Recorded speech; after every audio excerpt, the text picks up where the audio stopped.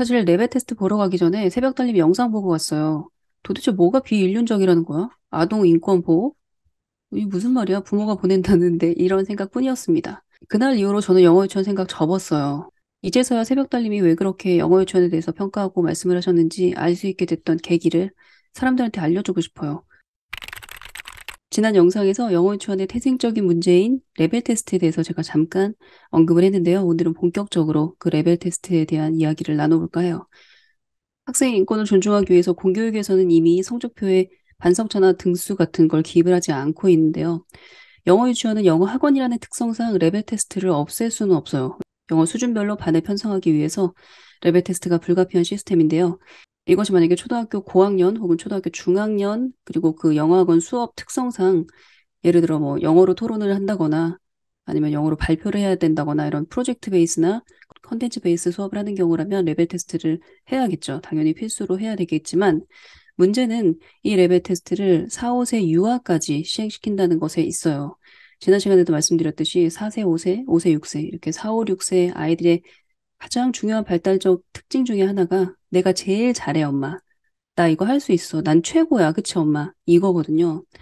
이걸 지켜주는 것이 아이가 자존감 높은 건강한 성인으로 자라게 하는 데 있어서 필수적인 조건이에요. 그런데 이것이 깨지면 즉 아이가 불필요한 좌절이나 실망을 크게 경험하거나 아니면 반복적으로 경험을 하게 되면 이 아이에게 생기는 정체성은 나는 모자란 사람, 나는 한심한 인간, 난 말도 못하는 사람, 난 영어도 못하는 사람, 나는 세상에서 내가 가장 사랑하는 우리 엄마를 실망시킨 사람, 이런 부정적인 자아 정체성이 생길 텐데요. 이런 위험을 감내하면서까지 아이를 레벨 테스트, 평가의 위치에 두는 것은 정말 정말 다시 한번 판단을 하셔야 돼요. 왜냐하면 그 단 한 번의 경험 혹은 반복되는 좌절이 아이의 자아 정체성 형성에 굉장히 부정적인 영향을 줄 수 있기 때문입니다. 영어 유치원마다 레벨 테스트가 다 다양하게 진행이 될 텐데요. 보통 입학할 때 레벨 테스트를 하죠. 그리고 또 학원을 다니면서 매달 테스트 보는 학원도 있고 아니면은 뭐 분기별로 반을 옮기는 그런 학원도 있는데요. 또 어떤 분은 우리 영어 유치원은 굉장히 인도적으로 레벨 테스트를 진행한다. 그리고 레벨 테스트 결과를 그 누구에게도 알려주지 않는다라고 주장하시는 분도 계신데 그 반편성 자체가 레벨에 의해서 편성이 되어 있다는 걸 아이도 알아요. 왜냐하면 엄마가 너 이번에 탑반, 1등반 꼭 들어가야 되니까 과외해야 돼. 라고 말하면서 아이한테 과외를 시키기 때문에 이미 레벨의 존재를 아이들은 모두 압니다. 그 레벨을 유치원에서 알려주든 안 알려주든 왜냐하면 반 자체가 레벨이기 때문에 이제 레벨 테스트를 어떤 걸 테스트를 하는지 그 테스트 내용을 한번 살펴보면 간략하게 보자면 아이의 전반적인 영어 능력을 테스트하죠. 아이의 듣기, 읽기, 말하기, 쓰기 이것을 테스트하는데 물론 아이 연령에 따라서 테스트 내용이 차이가 많이 나겠죠. 언제 이것도 자세히 제가 다룰 수 있으면 좋을 것 같아요. 이 레벨 테스트에 관련된 구체적인 내용을 여러분들이 원한다면 저도 한번 조사를 해보겠습니다. 여러분들이 제보를 저한테 주셔도 되고요. 그런데 어찌되었건 만 4세, 만 3세 아이를 데리고 한국어 테스트를 한다고 상상을 하시면서 이걸 분석을 하시면 그러니까 우리 아이가 일반 유치원에 가기 전에 레벨 테스트를 한국어로 받는다. 듣기, 읽기, 말하기, 쓰기 테스트를 받는다고 상상하시면 이게 도대체 무슨 짓일까라는 의문을 스스로 갖게 될 거예요. 왜냐하면 아이의 뇌 발달상 맞지 않는 테스트들도 포함되어 있기 때문입니다. 오늘 영상에서는 4살 아이가 영어 유치원 레벨 테스트를 하면서 겪었던 경험을 굉장히 자세하게 사연자분이 적어주셨어요. 그래서 그걸 소개해 드릴까 해요. 제가 이 영상을 만드는 목적은 단 하나예요. 4살, 5살, 6살, 7살 이 어린아이들의 인권을 보호하기 위해서요. 이 어린아이들의 발달 특징인 엄마 난 정말 멋있는 사람이야. 난 뭐든지 할 수 있어 라는 이 마음을 지켜주기 위해서 이 영상을 만드는 거예요. 그래서 이 영상을 부디 영어 유치원 관계자분들 그리고 또 영어 유치원을 지금 고려하고 있는 학부모들 혹은 다니고 있는 분들 꼭 살펴보셨으면 좋겠고요. 우리가 정말 조심해야 될 것이 무엇인지 다시 한번 돌아볼 수 있는 계기가 되었으면 좋겠고 영어 유치원을 보내지 않다 하더라도 집에서 엄마표 영어를 하시는 분들 중에서도 이런 실수를 오늘 사연에서 나오는 이런 실수를 무의식적으로 반복하시는 분들도 많이 있어요. 그분들에게도 이 영상이 거울처럼 자신을 비추는 그런 모니터가 되었으면 합니다. 사연 한번 읽어볼게요. 저는 4살 11개월생 남아 엄마고요. 아직 생일이 좀 더 남았으니까 36개월도 채 안 된 35개월 아이예요. 내가 영어 못한 한을 애한테 풀고 싶었어요. 솔직히 말하면 그렇습니다. 내가 영어 못 배운 한을 우리 애가 풀어줬으면 싶었어요. 그래서 난 무조건 영어 유치원에 보내야지라고 생각했었고요. 학구열 센 동네이고 주변에서 다들 영어 유치원 보낸다는 분위기에 휩쓸린 것도 있습니다. 설명회조차도 선착순 100명만 받는 어학원이었어요. 그걸 참석해야 레벨 테스트를 할 수 있는 권한이 주어지기에 미친 듯이 설명회 예약을 했죠. 뿌듯했습니다. 설명회를 들었고 레벨 테스트 일정도 선착순으로 빠르게 예약했습니다. 설명회 당시에 이렇게 설명하셨어요. 4살 아이들에게는 영어 실력을 기대할 수 없다.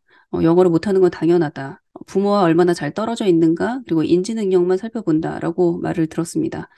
레벨 테스트 날 원장이 우리 애한테 성큼성큼 다가오더군요. 와서 제일 먼저 한 말은 애착 인형 엄마한테 줄래? 이거였어요. 우리 애는 당연히 주지 않죠. 애착 인형과 한 번도 떨어져 본 적이 없는 애니까.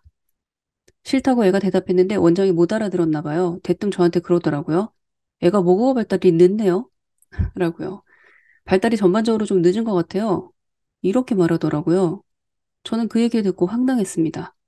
분명 어린이집 원장쌤과 다른 사람들은 우리 애가 말을 너무 잘한다며 늘 칭찬해 주셨는데 사회성 좋다고 늘 칭찬받던 우리 애인데 이 원장은 어떻게 우리 애랑 말을 1분도 채 나눠보지 않고 우리 애가 모국어가 늦다고 판단을 했는가 라는 생각을 했죠. 일단 거기에서 우리 아이는 1차 평가를 받아버렸어요. 너무 기분이 나빴고 그 자리에서 당장 데리고 나왔어야 하는데 모자란 저로 인해 우리 애는 억지로 원장과 둘이 테스트실로 들어갔습니다. 한참 울먹이다가 이내 적응했는지 안에서 조잘조잘 이야기하는 게 들렸어요. 레벨 테스트는 5분 이내로 끝났습니다. 원장은 저에게 이렇게 이야기하더군요. 이 애가 등록을 할 수는 있다. 그건 엄마의 생각이니 말리지는 않겠다. 그런데 모국어 발음이 명확하지 않아서 다른 아이들과 차이가 난다. 벌써 심지어 영어 발화가 되는 친구들도 있다. 그 애들에게도 치일 것 같다. 그리고 체구가 너무 유아스럽다. 너무 아기아기한데 적응이 가능할지 모르겠다. 판단하셔서 등록하셔라. 인지 능력은 나쁘지 않은 것 같은데 좀 늦은 것 같다. 밖에서 제가 들으니까 알파벳 읽는 거랑 동물 그림 보면서 이건 뭐야? 이런 거 묻더라고요.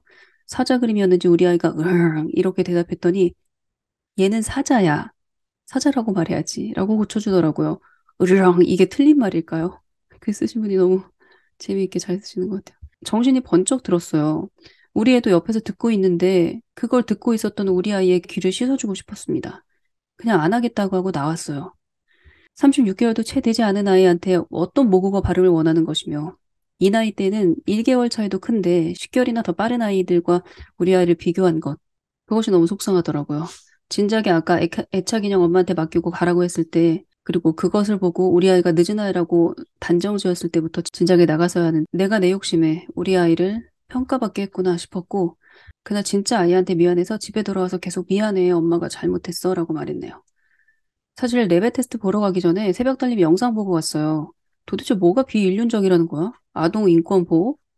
이 무슨 말이야? 부모가 보낸다는데 이런 생각뿐이었습니다. 그날 이후로 저는 영어 유치원 생각 접었어요. 조금 늦었지만 이제야 좀 들여다보려고 합니다. 테스트를 당하는 35개월의 내 아이를 보니 그리고 또 그 결과랍시고 나와서 나와 내 아이에게 부정적인 말들을 내뱉던 그 원장을 보니 정신이 번쩍 들었어요. 그냥 미안한 마음뿐입니다. 이제서야 새벽 달님이 왜 그렇게 영어 유치원에 대해서 평가하고 말씀을 하셨는지 알 수 있게 됐던 계기를 사람들한테 알려주고 싶어요. 물론 저런 곳만 있는 건 아니겠죠. 모든 유치원이 다 저렇진 않겠죠. 내 욕심에 내 아이가 듣지 않아도 될 평가를 듣게 해버린 게 저는 가장 후회가 돼요. 애도 힘들어하는데 내가 왜 그곳에 강제로 밀어넣었을까 하는 생각뿐이에요. 과연 저기를 입학시켰다 한들 우리 애가 3년 동안 매 순간 어떤 평가를 받을까 생각하니 정신이 아찔합니다. 레벨 테스트 보고 온 날 본인도 힘들고 스트레스였는지 낮잠 많이 안 자는 애가 그렇게 오래 자더라고요. 자, 이 사연을 보면서 우리가 몇 가지 생각을 해야 될 것이 첫 번째는 이 원장 선생님이 아이가 보는 앞에서 아이에 대한 평가를, 그것도 부정적인 평가를 말로 했다는 거예요. 아까 엄마가 그 평가를 들은 아이의 귀를 씻어주고 싶다고 참담한 심정을 말씀해 주셨어요. 굉장히 위험합니다. 그리고 이건 교육자로서의 자세도 아니에요. 이게 정말 저도 충격이었고요. 두 번째는 속단이에요. 아이랑 한국어를 1분 이상 섞어보지도 않은 상태에서 아이가 모국어 발달이 늦네요. 라고 말했어요. 그러니까 아이가 제대로 들은 건지 아닌 건지 관찰도 할 여유가 없는 원장 선생님이세요. 사실 아이의 특징 중에 하나는 계속 자란다는 거예요. They are growing. 계속 자라요. 오늘 다르고 내일 다르기 때문에 단정 짓는 게 가장 위험해요. 모든 교육자들, 특히 이런 어린아이를 관찰하는 교육자들은 단정 지으시는 분들 거의 없어요. 오늘은 서툴지만 내일 갑자기 점프할 수 있는 것이 아이라는 걸 알기 때문에 그래요. 아이의 잠재성을 보고 진드가안이 관찰합니다. 그렇기 때문에 아이가 모국어 발달이 늦네요. 만나자마자 그렇게 말을 할 수가 없어요. 교육자의 자세가 아니죠. 그리고 세 번째는 그런 속단이 매 수업마다 일어날 걸 생각을 해보세요. 너 이거 못하네. 너 수리 능력 떨어지네. 너는 과학적인 사고가 안 되네. 계속 이렇게 판단을 한다라는 건 정말 끔찍한 일인 거죠. 그리고 아이한테 사회성이 떨어진다고 말씀을 하셨어요. 사실 35개월 아이는 자기 중심적인 세계에 살고 있어야 정상이에요. 그게 4, 5세 아이들의 발달 특징이에요. 나만의 세계에 갇혀서 거기에 흠뻑 몰입하는 거.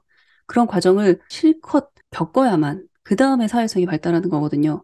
그러니까 35개월 아이의 정상적인 그런 행동을 가지고 이 아이는 사회성이 떨어지니까 적응을 잘 못할 거야 라고 판단하는 것 자체가 완전 어불성설이에요. 그리고 마지막으로 이런 상황이 벌어질 것이 충분히 예측 가능하거든요. 그럼에도 불구하고 레벨 테스트를 강행하는 어머님들한테 묻고 싶어요. For what? 무엇을 위해서 그렇게 하시는 건지. 유치 초등까지는 공교육에서도 상대평가 안 해줘요. 표기도 하지 않아요. 그러는 이유가 있어요. 왜냐하면 그것이 바로 끊임없이 자기 옆에 있는 친구와 자기를 비교하게 만드는 주범이기 때문에 그래요. 그러니까 건강하지 못한 경쟁을 부추기는 것이 그 숫자예요. 특히나 이 유아 유치 아이들은 자라는 속도가 너무 달라요. 아이마다 너무 틀려요. 한 달 차이도 굉장히 크잖아요. 어떤 아이는 6살 때 글을 한글도 못 읽고 어떤 아이는 글밥이 깨알 같은 책을 읽을 수 있단 말이에요. 그렇다 하더라도 6세 때 내가 글을 못 읽었다고 글을 잘 읽는 그 6세 친구보다 열등한 인간이란 느낌을 줘서도 안 되고 그런 느낌을 가져서도 안 돼요. 그렇기 때문에 이런 환경에 우리 아이를 집어넣는 것, 옆에 친구보다 나는 우월해, 나는 열등해, 그런 경쟁 구도로 넣는 거 이거 너무 잔인해요. 우리 학교생활 12년 동안 그리고 사회생활하면서 평생 그 비교와 경쟁 속에서 지칠 사람들이잖아요. 그렇죠? 그런데 그거 36개월 때부터 그렇게 하고 싶으세요? 가장 행복해야 될 시기에 5살에서 10살 5년만 참아주시면 안 될까요? 5년만 우리가 아이를 비교하고 판단하고 속단하는 그런 환경 속에 넣지도 말고 그러지도 말고 이거 우리 한번 노력해보는 거 어떨까요?